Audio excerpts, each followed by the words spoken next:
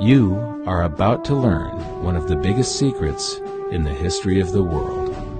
It's a secret that has huge effects for everyone who lives on this planet. Most people can feel deep down that something isn't quite right with the world economy, but few know what it is. Gone are the days where a family can survive on just one paycheck. Every day it seems things are more and more out of control, yet only 1 in a million understand why. You are about to discover the system that is ultimately responsible for most of the inequality in our world today. The powers that be do not want you to know about this, as this system is what has kept them at the top of the financial food chain for the last 100 years. Learning this will change your life because it'll change the choices that you make. If enough people learn it, it'll change the world because it'll change the system. For this is the biggest hidden secret of money. Never in human history have so many been plundered by so few, and it's all accomplished through this, the biggest scam in the history of mankind.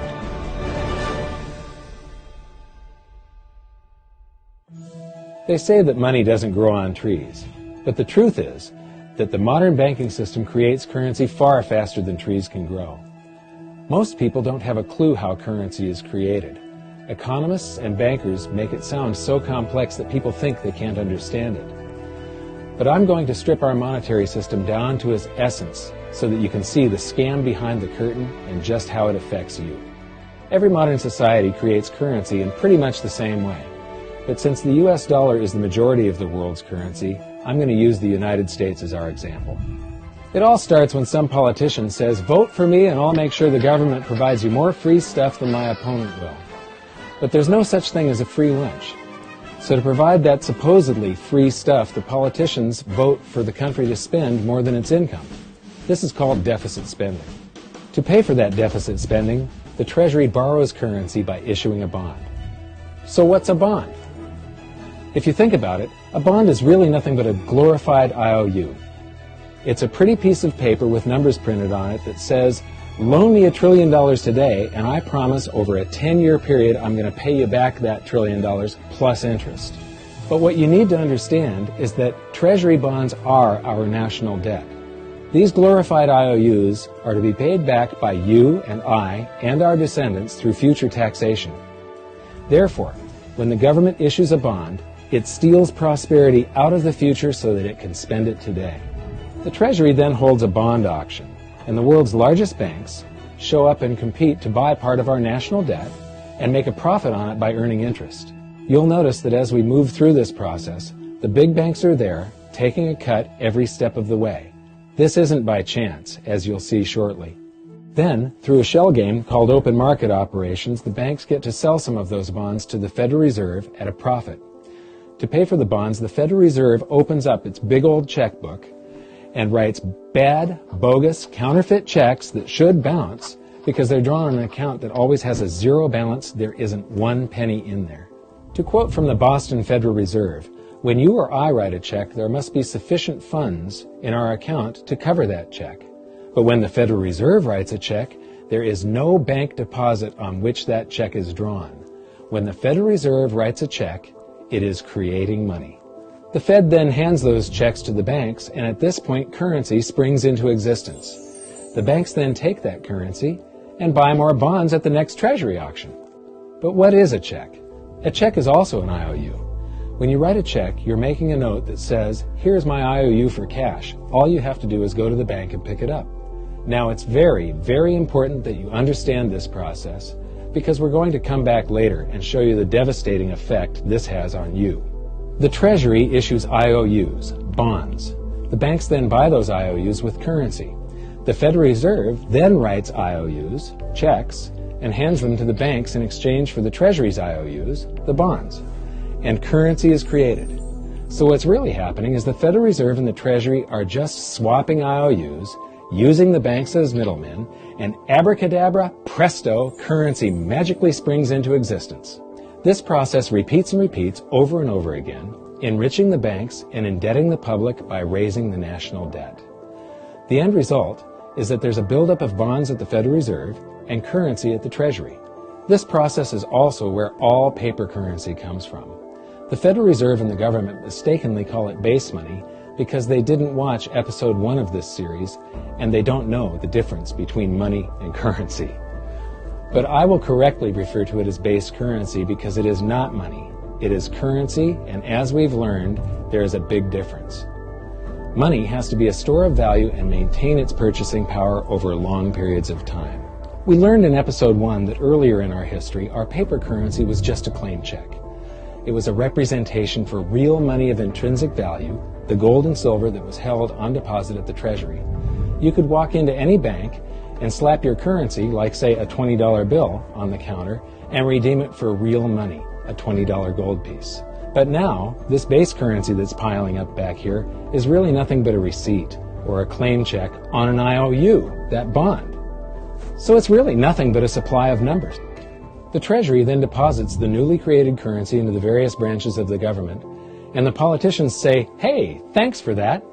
And the government does some deficit spending on public works, social programs, and war. The government employees, contractors, and soldiers then deposit their pay in the banks. Now, this may come as a shock to you, but when you deposit your currency with the bank, you're not actually depositing it into an account to be safely held in trust for you. Instead, you're actually loaning the bank your currency, and within certain legal limits, they can do with it pretty much anything they please. This includes gambling in the stock market and loaning it out, at a profit, of course. Now this is where the machine of currency creation really gets cranking, because this is where something called fractional reserve lending comes into play. Fractional reserve lending is exactly what it says. The banks are allowed to reserve only a fraction of your deposit and loan the rest out. Although reserve ratios may vary, I'm going to use a 10% reserve ratio as our example. If you deposit $100 in your account, the bank can legally take $90 of it and loan it out without telling you. The bank must hold $10 of your deposit in reserve just in case you want some of it. These reserves are called vault cash. But why does your bank account still say you have $100 if the bank has stolen $90 of it? Because the bank left IOUs it created, called bank credit, in its place. Now I know this sounds crazy, but here it is in black and white from the Fed. Commercial banks create checkbook money when they grant a loan simply by adding new deposit dollars in accounts on their books in exchange for a borrower's IOU. These are nothing but numbers that the banks type into their computers. And even though these bank credit IOU numbers are very different from base currency numbers, because they only exist in computers, they are still currency. So now there is $190 in existence. Now, the reason people take out loans from the banks is to buy something. They're going to buy a house or a car or something like that. So the borrower takes the $90 that the bank loaned to him from your account, and he pays the seller of the item. But then the seller deposits that currency into his account, and his bank loans out 90% of that and leaves bank credit numbers in its place. So now there's $271 in existence. This process repeats and repeats until under a 10% reserve ratio, an initial deposit of just $100 can create up to $1,000 of bank credit, all backed by $100 of vault cash, just 10%. But as I said, reserve ratios vary wildly. On some deposits, it's 10%, on others, it's 3%, and on some forms of deposits, reserve requirements are 0. The result is that the expansion of the currency supply by the banks is far greater than even this example would lead you to believe. So once again, when currency is deposited in the banks get to lend it out, and then it gets redeposited and relent, redeposited and relent, redeposited and relent over and over again, creating bank credit all the way. This is where the vast majority of our currency supply comes from. In fact, 92 to 96% of all currency in existence is created not by the government, but here in the banking system. Now, massive amounts of currency spewing into society may at first sound like a fun idea. That is, until you remember one of the most important hidden secrets of money from episode 1, that the prices of everyday goods and services act as a sponge on an expanding currency supply.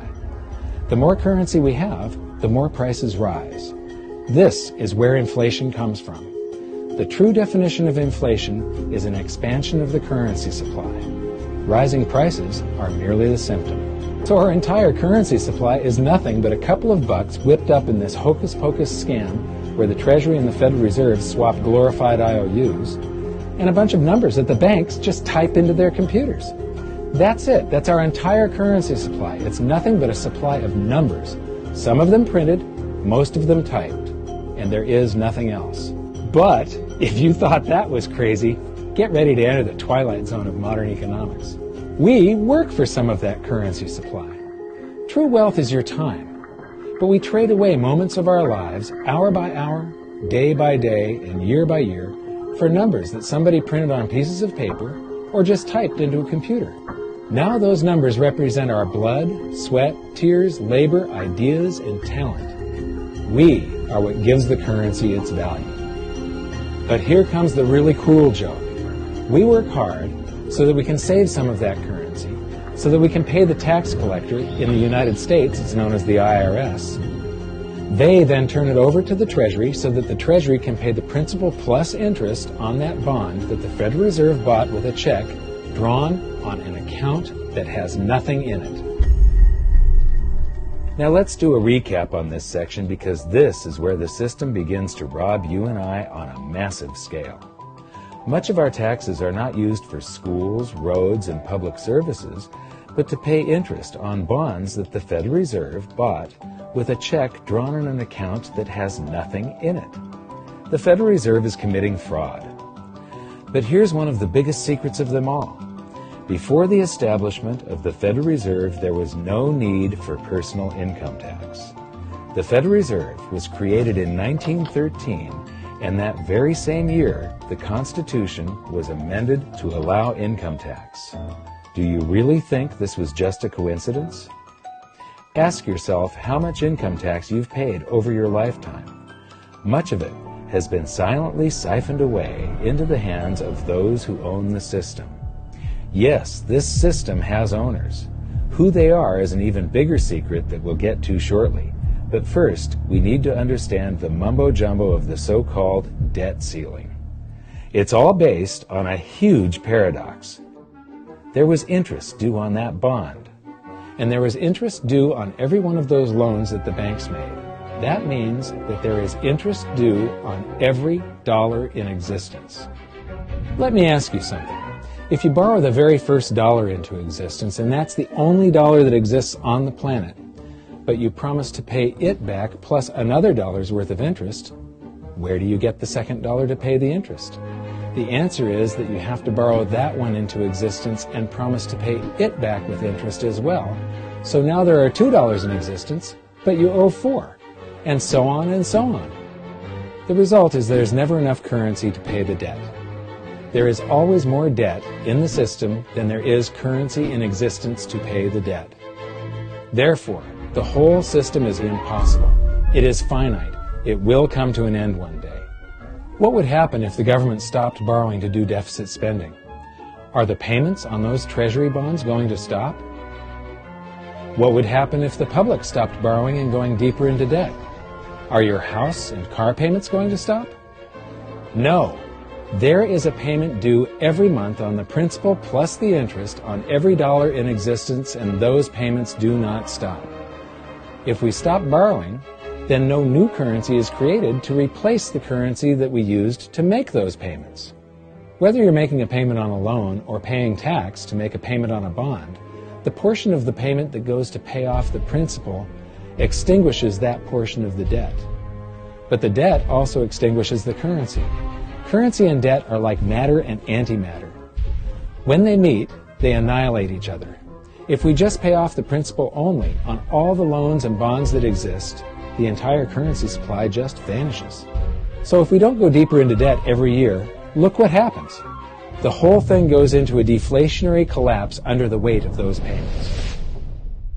Politicians and pundits alike talk about balancing the budget, paying down the debt, and living within our means. They don't understand that that is deflationary. It is impossible to do under our current monetary system without collapsing the whole economy. This is why any talk of a debt ceiling is not only ridiculous, it's delusional. The system is designed to require ever-increasing levels of debt just to continue. And that's why politicians will always kick the can down the road and raise this so-called debt ceiling over and over again until the whole system finally collapses under its own weight. In other words, they don't want it to collapse on their watch. The Founding Fathers of the United States knew the dangers of central banking and fought to free themselves from this very thing.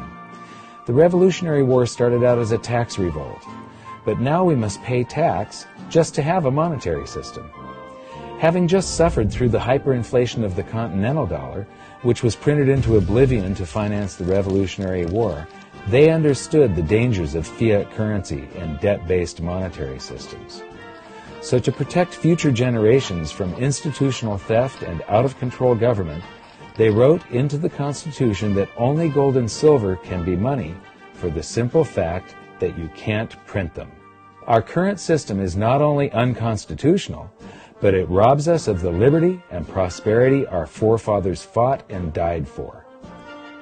We are all feeling the effects of ignoring the Constitution right now. By forcing more currency into circulation, our purchasing power is diluted. Inflation is a slow and insidious stealth tax that is simply the result of this debt-based monetary system.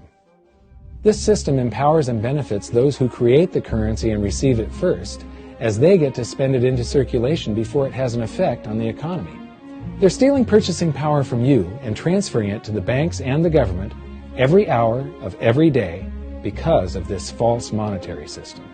And it's not like the people at the top don't know this. To quote the Federal Reserve, the decrease in purchasing power incurred by the holders of money due to inflation imparts gains to the issuers of money. This is a fraud. It is a pyramid scheme, it is a Ponzi scheme, it's a scam, and it's a lie. Our entire monetary system is nothing but a form of legalized theft. But here's the biggest con job of them all. The Federal Reserve is not federal. It has stockholders. There is no federal agency that has stockholders. What's a stockholder? A share of stock represents a percentage of ownership in a corporation. So the stockholders are the owners of that corporation. Therefore, the Federal Reserve is a private corporation with owners.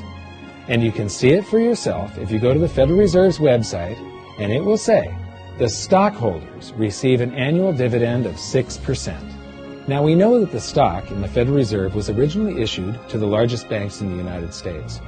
But because of mergers and acquisitions through the years, you can't actually trace who owns the stock in the Federal Reserve. That's a very closely guarded secret. My guess would be that the owners are those primary dealers, the banks that get to make a profit by selling part of our national debt, those bonds, to the Federal Reserve, who buys them with a check from nothing. Then we pay tax to pay the principal and the interest on those bonds so that the Federal Reserve can pay the banks a 6% dividend. Don't be alarmed if you don't quite comprehend the deception of this system at first glance. Very few people do. It is purposely complex. The economist John Maynard Keynes once wrote, "By this means, government may secretly and unobserved confiscate the wealth of the people, and not one man in a million will detect the theft." I believe that presented correctly, anyone can understand this system, regardless of how complex it is. So let's do a recap and break it down even more. The way the system works is that, step 1, the government creates glorified IOUs. These bonds increase our national debt and put the public on the hook to pay it back. Step 2, IOUs are swapped to create currency. The Treasury sells the bonds to the banks. The banks then turn around and sell our national debt at a profit to the Federal Reserve, which they probably own. The Federal Reserve then opens its checkbook that doesn't have a penny in it and buys those IOUs with IOUs that it writes, checks, on a checking account that has a zero balance. Then they give those checks to the banks and currency just springs into existence, and then the whole process repeats. This results in a buildup of bonds at the Federal Reserve and currency at the Treasury, which is really just a supply of numbers. The Treasury then deposits the numbers in the various branches of the government, and we get to step 3. The government spends the numbers on promises, public works, social programs, and war. Then the government employees, contractors, and soldiers deposit their pay into the banks. And we get to step 4, where the banks multiply the numbers by magically inventing more IOUs through fractional reserve lending, where they steal a portion of everyone's deposit and lend it out. That currency gets redeposited, and then a portion is stolen again. And the process repeats over and over, magnifying the currency supply exponentially. Then we work for some of those numbers, which brings us to step 5, where our numbers are taxed. We pay tax to the IRS, who then turns our numbers over to the Treasury, so the Treasury can pay the principal plus the interest on bonds that were purchased by the Federal Reserve with a check from nothing. Then we get to step 6, the debt ceiling delusion. The system is designed to require ever-increasing levels of debt and will eventually collapse under its own weight because politicians always kick the can down the road. They don't want it to collapse on their watch. And finally, step 7, the secret owners take their cut. The world's largest banks own the Federal Reserve. Those banks make a profit selling our national debt to the Fed. They make a profit when the Fed pays them interest on the reserves held at the Fed, and the Fed pays them a 6% dividend on their ownership of the Fed. This system is fundamentally evil.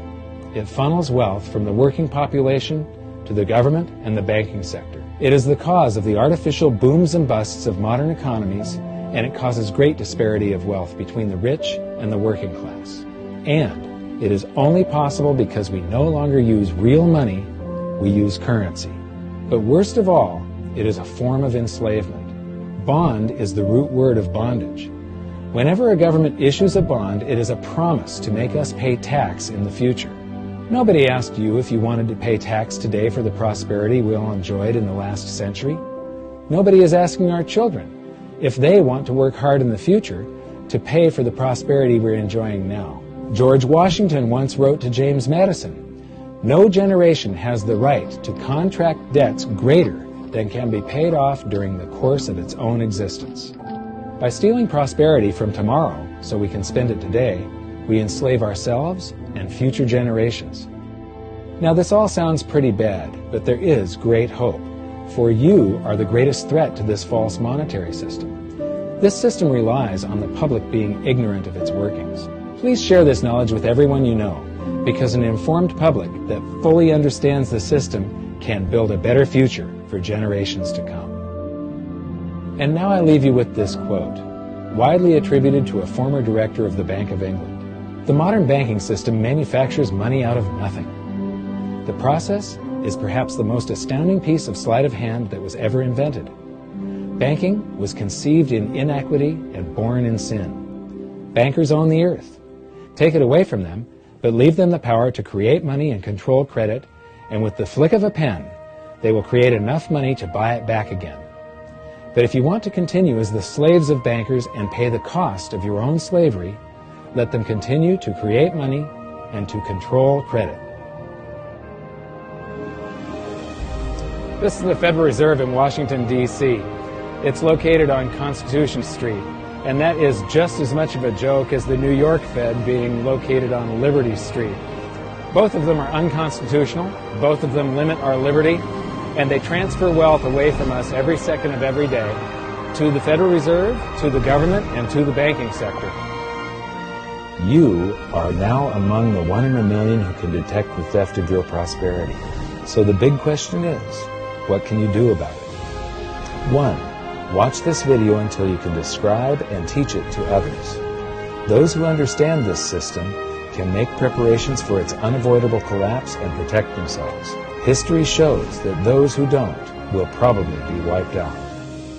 2. Share this video with everyone, especially those you care about. All it takes is a mouse click or two to get this message in front of millions. Post this video on Facebook, tweet it, email it to loved ones. Please share it wherever you can. 3. Join the conversation. The current world monetary system is based on a 300-year-old design meant to enrich a few at the expense of the many. There must be a better way. At hiddensecretsofmoney.com, we've created an open-source platform for the design and development of a new world monetary system. We're calling on every economist, every student, every college, every bright mind, and anyone who cares to join the discussion. In educating ourselves and each other, we can prevent the further loss of our freedoms and maybe, just maybe, win some of them back.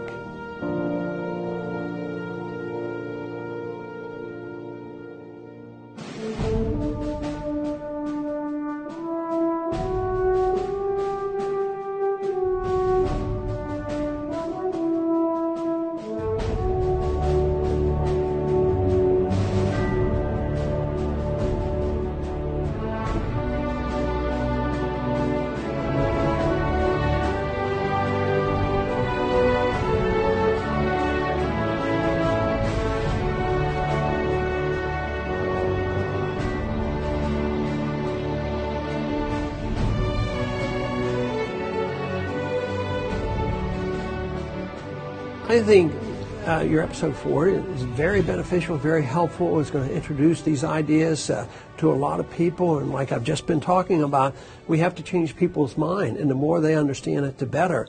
And I think we're at this point now where more people in the last several years, 4 or 5 years, have thought about the Fed than they ever have in the previous 95 years. So I think an explanation and diagrams to show it is very helpful, because quite frankly, they're not going to get it in their grade school. They're not going to get it in their high schools. They're not going to get it in college unless they're in a very rare circumstance to understand how this works. You know, for years before I got involved in really studying gold and some of the things I write and talk about today, I was a monetary economist for decades. You know, in your video, you talk about the primary dealers. I was chief counsel and chief credit officer, one of the largest primary dealers for 10 years. So I had an inside seat on the Treasury market and have the privilege of working with several former vice chairmen of the Board of Governors, Manley Johnson and David Mullins, going back to the 80s and 90s. So I'm very immersed in what you were talking about. I thought it was extremely accurate, extremely clear. I didn't think you were stretching on any points. It was really like something out of a PhD course, except that it was very easy to understand. I think it's accessible. I think we're seeing a little bit of a revolution in communications in the following sense. You know, as you point out, the Fed was created in 1913. Well, in 1913, there was no web, there was no YouTube, no Twitter. There was really no one to kind of stand up and oppose the Fed or call them out, if you will, or really get into a discussion that everyday Americans could follow. That's not true now with social media and everything else. You can reach out to millions and tens of millions of people and tell them what's going on. I think you've done that. You've done it successfully. I applaud it. I think this is a great video. I look forward to seeing it again. I know millions of people will enjoy it. Well, as we know, the Federal Reserve believes it can create money out of thin air, not realize money is supposed to represent real products and services. And what people don't realize is when the Fed does that, in effect, as Keynes pointed out, it's a form of taxation. It's a form of confiscation. And because people don't see it, the politicos get away with it, but it also undermines social trust. It just is corrosive throughout society. We're going to have a lot of turmoil in the coming years, but it's going to be the kind of turmoil that leads to positive things.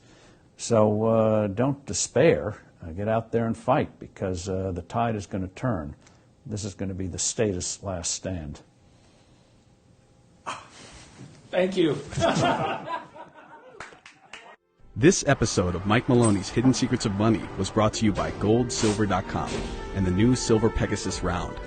To learn how to protect your family and turn the coming economic storms into opportunity, visit GoldSilver.com.